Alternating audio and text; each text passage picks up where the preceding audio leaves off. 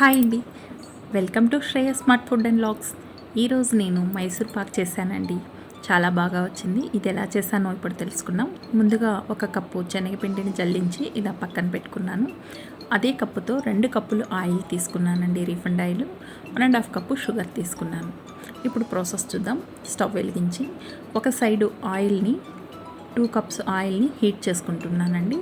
ఇంకొక వైపు 1.5 cup sugar తీసుకొని దాన్ని తీగ పాకం వచ్చేలాగా చేసుకోవాలి. 1.5 కప్పు షుగర్కి నేను 1/4 కప్పు వాటర్ వేసి ఇలా కలిపానండి. కాస్త టైం అయిన తర్వాత ఇలా వస్తుంది చూడండి, తీగ పాకం రావాలి. ఇప్పుడు ఈ టైంలో మనం జల్లించుకున్న శనగపిండిని ఇందులో కొద్దిగా వేస్తూ ఇలా పాకం పట్టుకోవాలి. మొత్తం ఇలాగే కదుపుతూ ఉండాలి.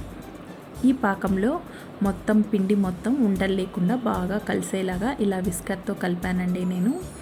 ఉండలు లేకుండా నీట్గా ఇలా రావాలి. కాసేపు ఇలా కదుపుతూ ఉండగా కలర్ మారుతుందండి మనకు ఈ పిండి. ఇప్పుడు ఈ టైంలో కాస్త కొద్దిగా ఆయిల్, బాగా కాగిన ఆయిల్ని ఇలా వేస్తూ కలుపుకోవాలండి. విస్కర్తో ఇలా కదుపుతూ ఉండాలండి. ఆయిల్ మొత్తం పీల్చేస్తుందండి. నేను 1 కప్పు శనగపిండికి 1.5 కప్పు షుగరు, 2 కప్పుల ఆయిల్ తీసుకున్నాను. నాకు 1.5 కప్పే ఆయిల్ పట్టిందండి. మొత్తం బయట వచ్చేస్తుంది ఇంకా ఆయిల్. ఇప్పుడు మనకి ఈ మైసూర్ పాక్ పిండి కరెక్ట్గా రెడీ అయిపోయింది.